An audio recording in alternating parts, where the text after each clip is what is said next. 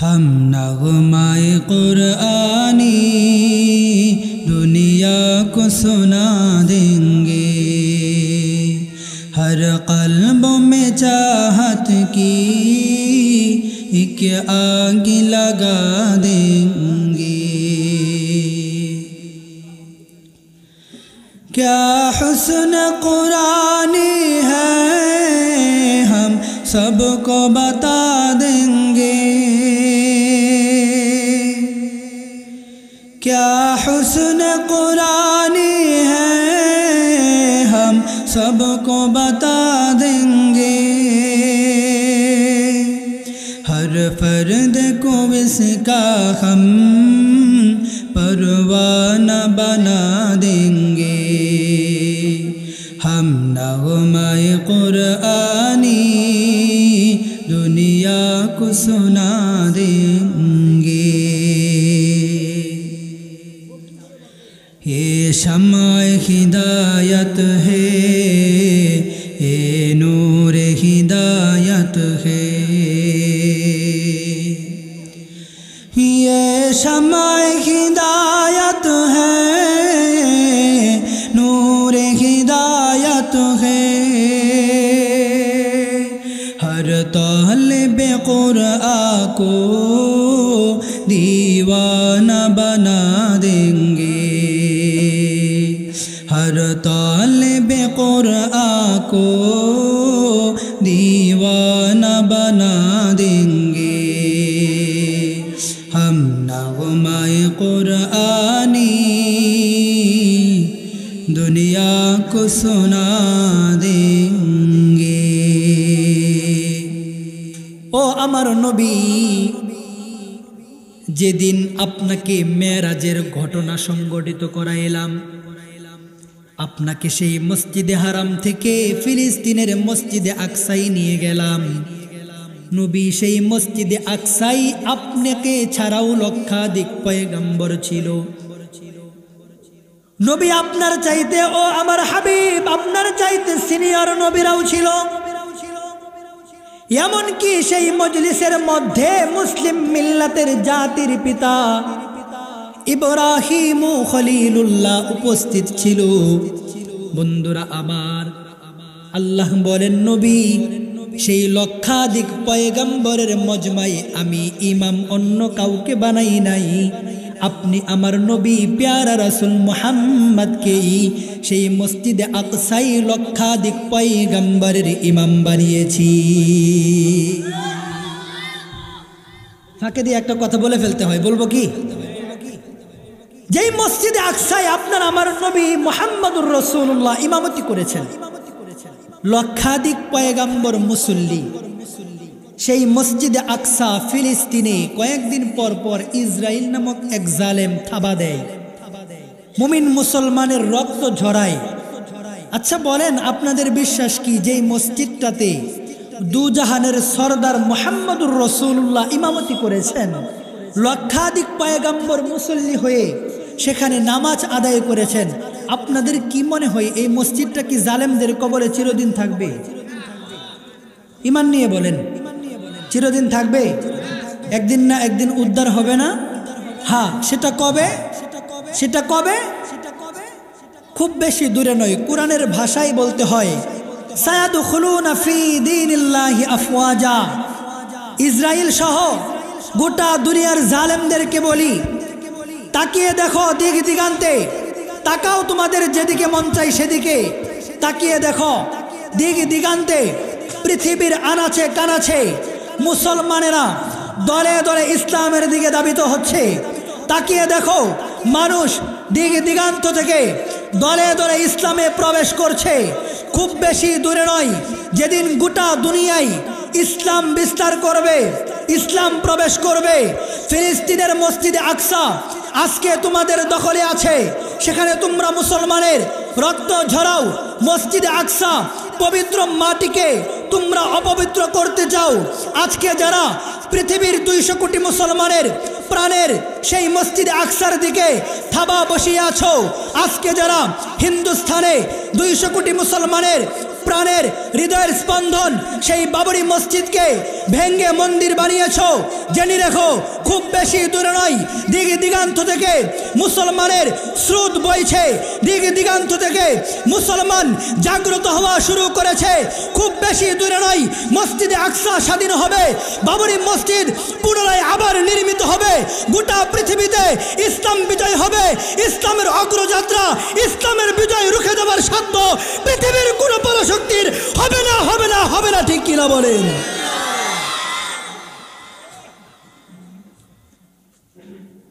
কিন্তু প্রশ্ন হলো, আমি একজন মুমিন হিসাবে, আমি একজন মুসলমান হিসাবে আমি সেই জালেমদের পক্ষ নিচ্ছি না জালেমদের বিপক্ষে, এটাও দেখার দরকার আছে, ঠিক কিনা বলেন? কোন মুসলমান মসজিদে আকসার বিপক্ষে থাকতে পারে না, কোন মুসলমান বাবরি মসজিদ ভেঙে মন্দির বানিয়েছে এটার পক্ষে কোন মুসলমান কোনোদিন থাকতে পারে না। এটার পক্ষে বললে আবার যদি কেউ এটাতে বাধা দেয় তাহলে সেও পক্ষের না বিপক্ষের, ঠিক কিনা বলেন? মুহতারাম হাজিরিন, যে কথা বলছিলাম, আল্লাহ বলেন নবী ও আমার পেয়ারা রাসূল, ও আমার পেয়ারা হাবিব, সেই মসজিদে আকসাই লক্ষাধিক পয়গম্বরের মাঝখানে আপনাকে ইমাম বানিয়ে আমি আল্লাহ আপনাকে সার্টিফিকেট দিয়ে দিলাম ইমামুল আম্বিয়া, সকল নবীদের ইমাম। বন্ধু, আপনি আমার কাছে এত দামি এক পয়গম্বর, আপনার আমার নবী এত দামি নবী। আল্লাহ পাক রব্বুল আলামিনের সৃজনকৃত সেই প্রত্যেকটা মানুষের যেই আখের ঠিকানা হয়তো জান্নাত না হয় জাহান্নাম। বন্ধুরা আমার, যারা জান্নাতি হবে নবীদের মধ্যে, আপনার আমার নবী জান্নাতে যাওয়ার আগ পর্যন্ত অন্য কোনো নবী জান্নাতে যাওয়ার পারমিশন পাবে না, ঠিক কিনা বলে? যেমন আপনার আমার নবী জান্নাতে যাওয়ার আগ পর্যন্ত অন্য নবীরা জান্নাতে যেতে পারবে না, ঠিক তেমন আমার আপনার যেই নবী মুহাম্মাদুর রাসূলুল্লাহ, এই মুহাম্মাদুর রাসূলুল্লাহর উম্মত যারা হয়ে গেছে রে বন্ধু, এই মুহাম্মাদুর রাসূলুল্লাহর উম্মত জান্নাতে যাওয়ার আগ পর্যন্ত অন্য কোন নবীর উম্মত জান্নাতে যাওয়ার পারমিশন পাবে না।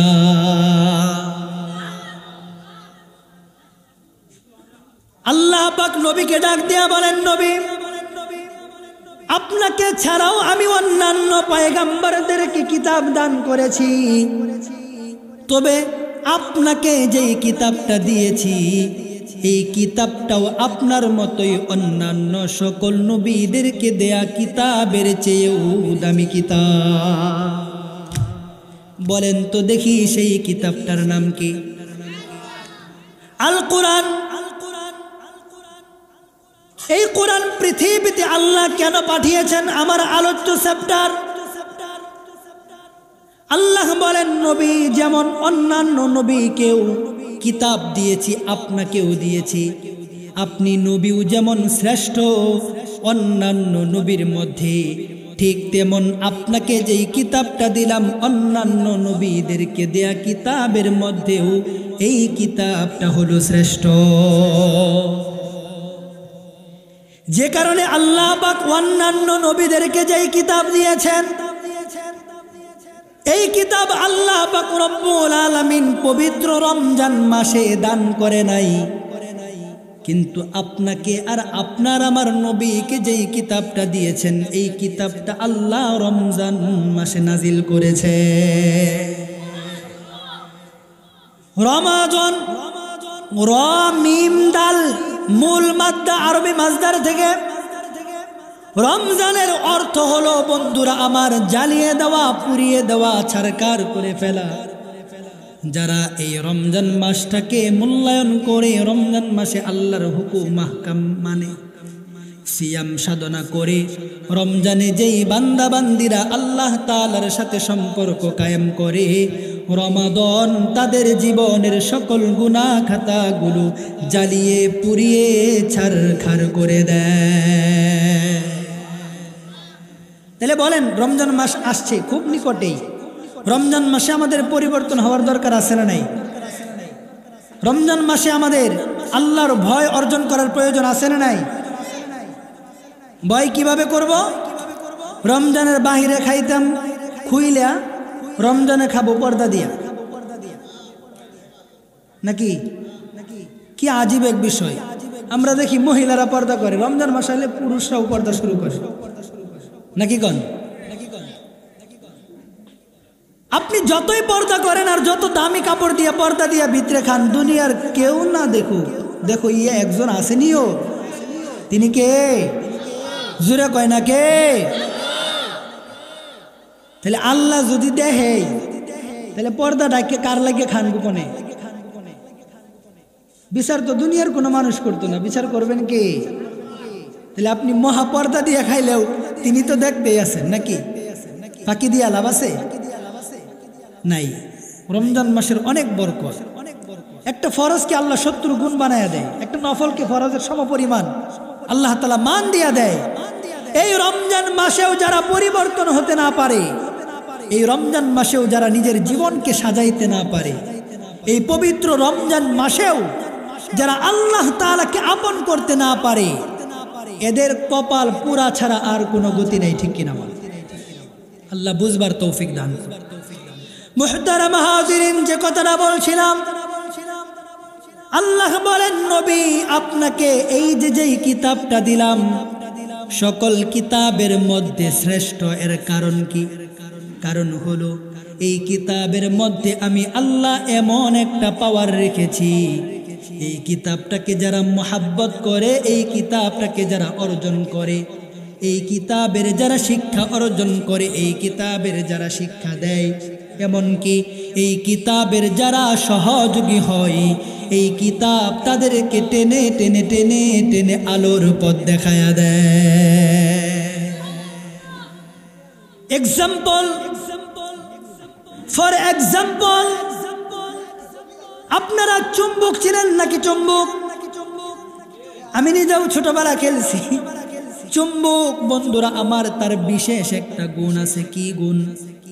গুণ হলো আপনি যদি চুম্বকের সেই অংশ জমিনের মধ্যে, বালুর মধ্যে নিয়ে খেলা করেন, চুম্বকটাকে যদি নাড়াচাড়া করেন, একটু পর দেখবেন এই চুম্বক আর খালি নাই, তার মাঝে কিছু লোহা লাটকরের টুকরা এসে জমা হয়ে গিয়েছে, ঠিক কিনা বলেন? এটা চুম্বকের পাওয়ার। আল্লাহ চুম্বককে এই পাওয়ার দিয়েছেন। চুম্বকের কাছে দাঁড়ের যেই পাথরগুলো থাকে, চুম্বক তাদেরকে টেনে কাছে নিয়ে নেয়। ফর এক্সাম্পল, এই কোরআনেরও এমন একটা পাওয়ার আছে। এই কোরআনের আশেপাশে যারা থাকে, কোরআনের শিক্ষা যারা অর্জন করে, কোরআনকে যারা মহাব্বত করে, কোরআনকে যারা ভালোবাসে, এমনকি যারা কোরআনের ইলম অর্জন করে তাদেরকেও ভালোবাসে, আল্লাহর এই কালাম কোরআন মানুষকে, ওই মানুষগুলোকে টেনে টেনে টেনে টেনে অন্ধকার থেকে বের করে আলোর পথ দেখায়া দেয়। এতক্ষণ শুধুমাত্র আমরা অন্ধকার আর আলোর আলোচনা করছি। কোরআন মানুষকে অন্ধকার থেকে বের করে দেয়, কোরআন মানুষকে আলোর পথ দেখায়। ও বন্ধু, এবার আসেন আবার প্রশ্ন করেন, হুজুর অন্ধকার কি? হুজুর আলো কি? আপনার আমার কাছে অন্ধকার এমন জিনিসকে বলা হয় যখন কিছু দেখা যায় না, সেটাই অন্ধকার। আপনার আমার কাছে আলো বলতে আপনি আর আমি এটাই চিনি যা দেখা যায়। কিন্তু কোরআনের ভাষায় অন্ধকার হলো আল্লাহর জাহান্নাম। কোরআনের কাছে, আল্লাহর কাছে আলোর অর্থ হলো আল্লাহর জান্নাত। তার মানে কি? তার মানে বুঝলাম, এই কোরআনকে যারা ভালোবাসে, কোরআনের সাথে যারা সম্পর্ক রাখে, কোরআনের ইলম যারা অর্জন করে, কোরআনের আশেপাশে যারা থাকে, এই কোরআন তাদেরকে জাহান্নাম থেকে বের করে এই কোরআন জান্নাতে ঢুকায়া দেয়। মুহতারাম হাজিরিন, কোরআনের এটা পাওয়ার। কোরআনকে আল্লাহ এই জন্যই দিয়েছেন, এই জন্যই পাঠিয়েছেন কোরআন মানুষকে আলোর পথ দেখাবে। সেই আলোর মর্ম হলো আল্লাহর জান্নাত। জান্নাত নামক আলো কিভাবে পাবো? যদি বন্ধুরা আপনার আমার কাছে কোনো অন্ধকার না থাকে, তাহলেই সেই আলো নামক জান্নাত পাবো। বন্ধুরা আমার, সেই অন্ধকার নামক জাহান্নামের আংশিক কিছু ইঙ্গিত আপনাদেরকে দেয়া যায়। দুনিয়ার প্রত্যেকটা আল্লাহর নাফরমানি হলো সেই জাহান্নাম নামক অন্ধকারের অংশ। এই যে আপনি আর আমি গুনাহ করি, এই গুনাহ জাহান্নামের অংশ, মানে অন্ধকার। নেক কাজ করি, প্রত্যেকটা নেক হলো এক একটা আলো, প্রত্যেকটা গুনাহ হলো এক একটা অন্ধকার। অন্ধকার আমরা কেউ চাই না, কিন্তু গুনাহ খেচ্ছা করি, নাকি বলেন? অথচ আপনি আর আমি জানি না এই যে গুনাহ আপনি আর আমি করতেছি, আল্লাহর নাফরমানি করতেছি, এটা টেনে টেনে আমাকে আসল অন্ধকার জাহান্নামে নিয়ে যাবে। আর টুকটাক নেক কাজ যা করতেছি এগুলো আলোর অংশ। এই ছোট ছোট আলো আমাদেরকে টেনে টেনে আসল আলো জান্নাতের ভিতর ঢুকাইয়া দিবে। সুবহানাল্লাহ। আসুন আর একটু সামনের দিকে যাই। এই কোরআনের আয়াত থেকে যদি ব্যাখ্যা করে এ কথা সুস্পষ্ট ভাবেই বলা যায়, যার জীবনে আল্লাহর কোরআন আছে তার জীবনে আলো আছে, যার জীবনে কোরআন নাই তার জীবনে আলো নাই। ঠিক কিনা বলেন? আপনাকে কোরআনের হাফেজ হতে হবে বাধ্যতামূলক না, আলেম হতে হবে বাধ্যতামূলক না, বড় মাওলানা মুফতি মুহাদ্দিস হতে হবে বাধ্যতামূলক না, কিন্তু কোরআনের প্রাথমিক জ্ঞান থাকা এটা বাধ্যতামূলক, ফরজে আইন। ঠিক না? তলাবুল ইলমি ফারিজাতুন আলা কুল্লি মুসলিমিন আও মুসলিমা।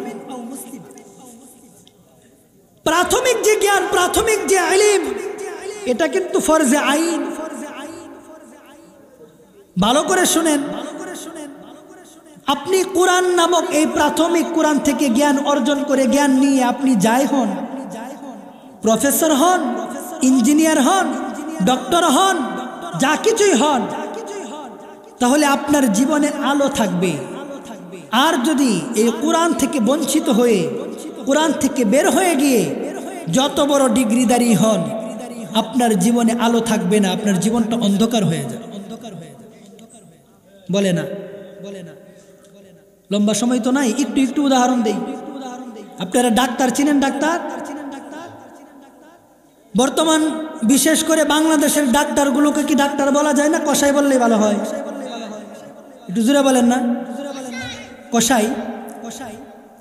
এই কসাই এবং এই কসাইদের মাঝখান থেকে কিছু ভালো ডাক্তার আছে না? আমার মসজিদের সভাপতি একজন ডাক্তার, ময়মনসিংহ স্বদেশ হাসপাতালে বসে। তিনার কাছে রুগী পাঠাইলে একদম হক আদায় করে রুগী দেখে, এবং কি রুগীর ওনার আবার বিশেষ একটা কাজ আছে, সুন্দরভাবে রুগীকে সাপ্লাই সবকিছু সার্ভিস দেওয়ার পরে সর্বশেষ রুগীকে যাই ওষুধ দেখ, সর্বশেষ দুইটা নসিহত করে দেয়। এক নম্বর নসিহত, 5 ওয়াক্ত নামাজ পড়েন, সুবহানাল্লাহ কয় না। নাম্বার 2, ওষুধ যাই দিলাম না দিলাম ভরসা রাখেন আল্লাহর উপর। তাহলে ভালো ডাক্তার আছে না নাই?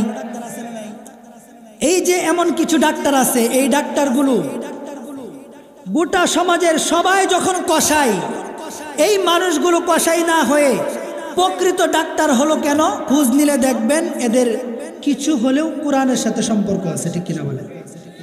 বলে না? আর বাকিগুলো যেগুলো দেখবেন এগুলো কোরআনের সাথে কোনো সম্পর্ক নাই, বরং উল্টা সুযোগ পেলেই এমন কথাও বলতে চায় যে কোরআনের মধ্যে একটু সমস্যা আছে। এটা একটা উদাহরণ দিলাম। এমন প্রত্যেকটা সেক্টরে আপনি তালাশ করবেন, খুঁজবেন। আমাদের দেশে নেতাও তো আছে, নেতার তো অভাব নাই, নাকি বলেন? ফালডায় নেতা, একজন আইব আরেকজন যাবো, আরেকজন আইব, আছে না নেতা অনেক? দেখেন যেই নেতাগুলোর কোরআনের সাথে নিম্নতম সম্পর্ক আছে, এদের চলাফেরা, এদের কথাবার্তায় একরকম, আর যাদের কোরআনের সাথে সম্পর্ক নাই এদের চলাফেরা এদের কার্যক্রমই আরেক রকম, ঠিক কিনা বলেন? এভাবে প্রত্যেক সেক্টরে কোরআন আছে যেখানে আলো আছে সেখানে, কোরআন আছে যার কাছে আলো আছে তার কাছে। তাহলে আজকের এই প্রোগ্রাম থেকে আমরা একটা সবক নিলাম, যেখানে কোরআন আছে সেখানে আলো আছে, যেখানে কোরআন নাই সেখানে আলো নাই। আমরা কোথায় আছি? যেখানে কোরআন আছে আমরা আছি সেখানে, নাকি বলেন? কোরআন আছে যেখানে, সবাই বলে না কোরআন আছে যেখানে। সম্মানিত প্রধান মেহমান আলোচককে নিয়ে আসেন, আমি শেষ করে দিচ্ছি। তাহলে আল্লাহ পাক কোরআন পাঠিয়েছেন মানুষকে আলোর পথ দেখানোর জন্য, আলোর মুখ দেখানোর জন্য। যেখানে কোরআন আছে সেখানে আলো আছে, যেখানে কোরআন নাই সেখানে আলো নাই। বরঞ্চ যেখানে কোরআন নাই সেখানে আলো তো নাই, বরঞ্চ কোরআন না থাকার কারণে, ভালো করে শুনেন, শেষ দিকে চলে এসেছি, কোরআন না থাকার কারণে, কোরআনের বুঝ জ্ঞান না থাকার কারণে আজকে আমি 5 ওয়াক্ত নামাজি, আজকে আমি হাজি, আজকে আমি গাজী, আজকে আমি তাবলীগের বড় আমির, আজকে আমি অনেক বড় মুসল্লি, কিন্তু কোরআন না বোঝার কারণে, কোরআনের জ্ঞান না থাকার কারণে আমি জাহান্নামী হয়ে যাচ্ছি, জাহান্নামের দলভুক্ত হয়ে যাচ্ছি। আমার খোঁজ খবরই নেই, ঠিক কিনা বলেন? এক্সাম্পল দিব, ছোট্ট একটা এক্সাম্পল দিই। বিশেষ করে আমি কয়েকটা দিন যাবৎ ময়মনসিংহ শহরের প্রপারে থাকি। আমার মাদ্রাসা একদম ময়মনসিংহ শহরের প্রপারে, ব্রিজের মেইন রোডের সাথেই আমার মাদ্রাসা। এবং সারা দেশে ঘুরতে ঘুরতে যে অভিজ্ঞতা হয়েছে, পুরা বাংলাদেশের চিত্র এটা, 2-1টা নাও থাকতে পারে। বাংলাদেশের যেই স্কুল, প্রাথমিক, তারপরে এই ধরনের শিক্ষা ব্যবস্থাগুলো আছে, এই স্কুলের যেই বাৎসরিক একটা শিক্ষা সফর হয়, এই শিক্ষা সফরের নামে যে আকাম হয়, আল্লাহর কসম করে বলি, অনেক বড় বড় হাজী সাহেবের মেয়েরা এই আকামে জড়িত। হাজী সাহেব হজ করতেছে জান্নাতের আশায়, আর মেয়ে যা করতেছে, রসুল বলেন আদ-দায়ুসু লা ইয়াদখুলুল জান্নাহ, দায়ুস কখনো জান্নাতে যাবে না। তুমি হাজি হও আর গাজী হও, তুমি মসজিদে সিজদায় পড়ে থাকো, আর তোমার মেয়ে শিক্ষকের সাথে গাড়ির মধ্যে বাজনার তালে তালে যেই অর্ধ উলঙ্গ হয়ে নাচানাচি করে, তোমার হজের বেল থাকবে না, জাহান্নামে যাওয়া ছাড়া উপায় নাই, ঠিক কিনা বলেন? অবাক হয়ে যাবেন এই শিক্ষার্থীগুলো। আজকে যে শিক্ষক, যাদেরকে সমাজে শিক্ষককে পিতার সমতুল্য বলা হয়, একজন পিতা কিভাবে, আমার লজ্জা লাগে, একজন পিতা কিভাবে প্রাপ্তবয়স্ক মেয়েগুলোর সাথে গাড়িতে নাচানাচি করে, আমার মাথায় ধরে। এটা কি আপনারা দেখছেন না? আমি শুধু একাই দেখছি। আরেকটা হইলো বাৎসরিক খেলা হয়, খেলা হয় না? এই খেলা দিয়া, খেলার মধ্যে মেয়েদেরকেও বিভিন্ন কাজ দেওয়া হয়, এটার মধ্যে নাচানাচিও থাকে। আর এটা উন্মুক্ত করে দিয়ে শত প্রকারের, শত রকমের যুবক, প্রাপ্তবয়স্ক পুরুষরা এই খেলা উপভোগ করে। আর মিয়া তার মেয়ে এই খেলায় অংশগ্রহণ করছে, হেতিরে দাওয়াত দিছে, হেতি বুক ফুলাইয়া তার মেয়ে শত শত পুরুষের সামনে নাচতেছে, আল্লাহর দেওয়া অঙ্গের বিভিন্ন জায়গাগুলো লাফাইতেছে। কিছু যুবক দেখে দেখে মজা খাইতেছে, আর তুমি বাপ গর্ববোধ করো। আল্লাহর কসম করে এখনো বুঝো, হাদিসের ব্যাখ্যা আমারটা পছন্দ না হইলে অন্য যে কোনো আলেম থেকে জেনে নিও। আল্লাহর নবীজি বলেন আদ-দায়ুসু লা ইয়াদখুলুল জান্নাহ, দায়ুস কখনো জান্নাতে প্রবেশ করবে না। দায়ুসকে, দায়ুস হলো, রসুল বলেন, মুহাদ্দিস বলেন, মুহাদ্দিসিনে কেরামগণ বলেন, যেই পুরুষের অধীনের নারীরা পর্দা করে না, যেই পুরুষের অধীনের নারীরা বেপরদায় চলাফেরা করে, জিনায় সম্পৃক্ত হয়, তারাই দায়ুস। আর আল্লাহর নবীজির কথা, দায়ুস কখনো জান্নাতে যাবে না, ঠিক কিনা? দুঃখের কারণে বললাম, কেন কেন আমাদের মেয়েদেরকে দিয়ে এগুলো করতে হবে? আপনারা হয়তো সোশ্যাল মিডিয়াতেও দেখছেন, এক স্যারের সাথে শিক্ষার্থীদের এক মোটামুটি মাথা নষ্ট করা এক ড্যান্স ভাইরাল হয়েছে না? এগুলো কি একটা শিক্ষা প্রতিষ্ঠানে হতে পারে? কেন হচ্ছে? কারণ কোরআনের জ্ঞান না থাকার কারণে, কোরআনের সাথে সম্পৃক্ত না থাকার কারণে। মুহতারাম হাজিরিন, এজন্য আমার আলোচ্য যেই বিষয়, আলোচ্য বিষয় থেকে আপনাদেরকে সুস্পষ্ট বলতে চাইলাম, কোরআন আছে যেখানে আলো আছে সেখানে, কোরআন নাই যেখানে আলো নাই সেখানে। আমরা যদি আমাদের জীবনে আলো চাই, আমরা যদি চাই আমাদের জীবনটা আলোকিত হোক, তাহলে কোরআনের বিকল্প নাই, ঠিক কিনা বলেন? আমরা কোরআনের সাথে আছি তো ইনশাআল্লাহ। আল্লাহ তাআলা আমাদেরকে বুঝবার তৌফিক দান করুন। সর্বশেষ কথা, কোরআন দুনিয়ায় এসেছে কেন? মানুষকে আলোর পথ দেখানোর জন্য। মানুষকে কোরআন কিভাবে আলোর পথ দেখায় বিস্তারিত ব্যাখ্যা আপনাদের সামনে করতে পারলাম না সময় স্বল্পতার কারণে। তবে এতটুকু আপনাদেরকে বুঝাইলাম, আপনারা বুঝছেন কিনা জানি না, তবে দিলে মনে প্রাণে একথা বিশ্বাস করেন যে কোরআন আছে তো একজন মানুষের সফলতা আছে, একজন মানুষের জীবনে সৌন্দর্য আছে, একজন মানুষের জীবনে আলো আছে। কোরআন নাই তো তার জীবন সফল নয়, কোরআন নাই তো তার ঘর সফল নয়, কোরআন নাই তো তার জীবন সুন্দর নয়, কোরআন নাই তো তার ঘর সুন্দর নয়। এজন্য আমরা আমাদের জীবন সুন্দর করার জন্য, ঘর সুন্দর করার জন্য, জীবনকে সফল করার জন্য আল্লাহর কোরআনের সাথে যেভাবেই হোক থাকবো তো ইনশাআল্লাহ।